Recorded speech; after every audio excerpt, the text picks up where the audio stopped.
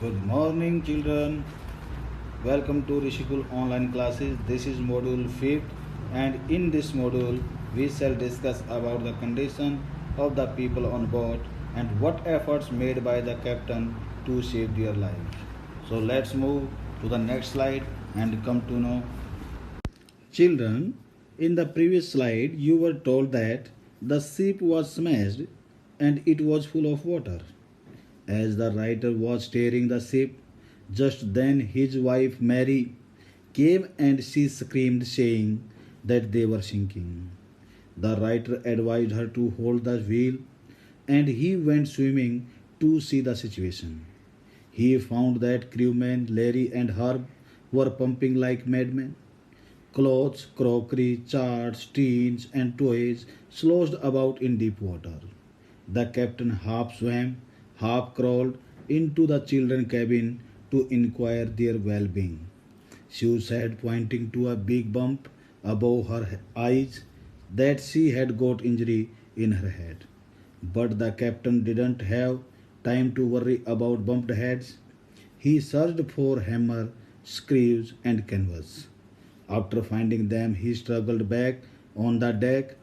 In the starboard side, there was a big hole in which a lot of water was coming inside the ship. He was sure that if it was not repaired, they would surely sink. Somehow he managed to stretch canvas and secure waterproof hatch covers across gaping holes.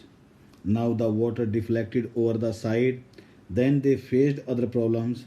Their hand pumps started to block up with the debris floating around the cabins, and the electric pump short circuited.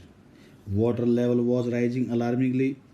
The whole night spent in an endless, bitterly cold routine of pumping, steering, and working with the radio.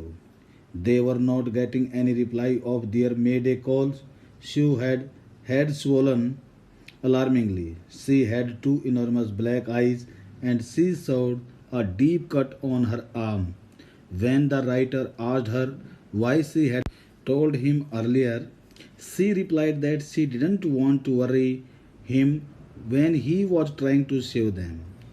This was the bravery and courage that was shown by Shu. In the next slide, we shall come to know about the efforts made by the writer to save the lives on board. Either they were able to overcome or surrendered themselves before the situation. Let's move to next slide and see. Children, in this slide we shall come to know that there was only one hope of their survival. It was the hope of the captain. On 4th and 5th January, they pumped out the water continuously. Due to that, they reached the last few centimeters of water. Now they had to keep pace with the water still coming in. The writer checked the charts and calculated that there were two small islands a few hundred kilometers to the east. One of them, Isle Amsterdam, a French scientific base, but still the big waves were creating problems for them. But in 2 days, for the first time, they got time to eat something. Mary found some corned beef and cracker biscuits. The comfort was only for a short period of time. At 4 p.m., black clouds began building up behind them, and the weather continued to deteriorate throughout the night. And by dawn on January 5th, their situation was again desperate. In the next module, we shall come to know either the captain saved their lives or they lost their lives. Rest of the story will be discussed in the next module. Let's go and see. Thank you. Have a nice day.